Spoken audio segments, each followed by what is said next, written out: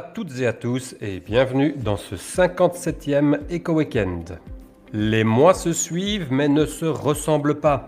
Après un octobre explosif, novembre se profile à l'instar de septembre comme un mois de consolidation. En cause, en Europe, les craintes que les mesures de confinement ou de précaution face à la pandémie ne freinent trop l'économie. Ainsi, par exemple, le gouvernement autrichien a décidé d'un confinement complet. Les autres pays ont agi avec plus de discernement, comme le montre l'infographie qui apparaît à l'écran, et on attend avec une certaine fébrilité les décisions allemandes.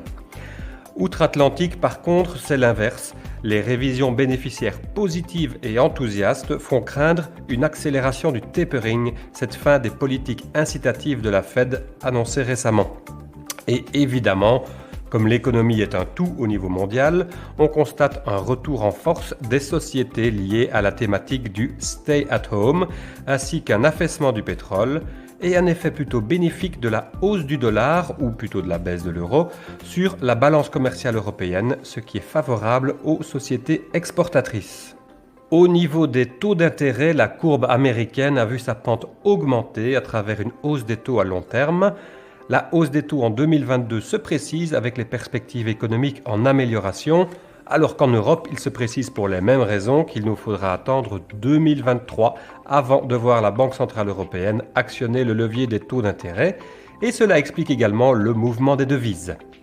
Aussi bien Europe qu'États-Unis voient leurs obligations de maturité moyenne progresser cette semaine, puisqu'en dépit des perspectives pour 2022, cette fin d'année s'annonce en phase avec les projections économiques.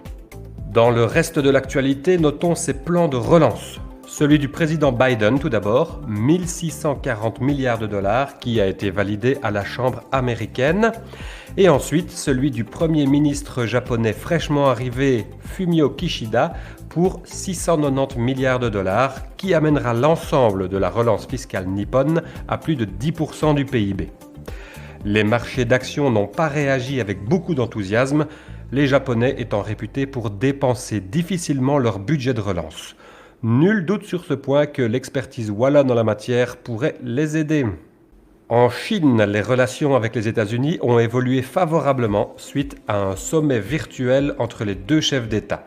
Cela a contribué au sentiment positif qui a été confirmé par les statistiques économiques, les ventes au détail et la production industrielle notamment, des statistiques qui étaient moins décevantes qu'attendues, ainsi que la possibilité pour le groupe Evergrande de liquider certains actifs. Sentiment positif donc.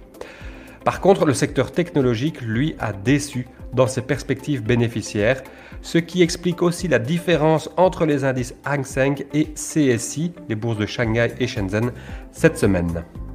Et entre Chine et États-Unis, on ne sait dire lequel des deux a initié la correction dans le secteur des crypto-monnaies. En effet, Biden a signé une mise en œuvre du plan infrastructure qui prévoit la déclaration de revenus issus des monnaies digitales.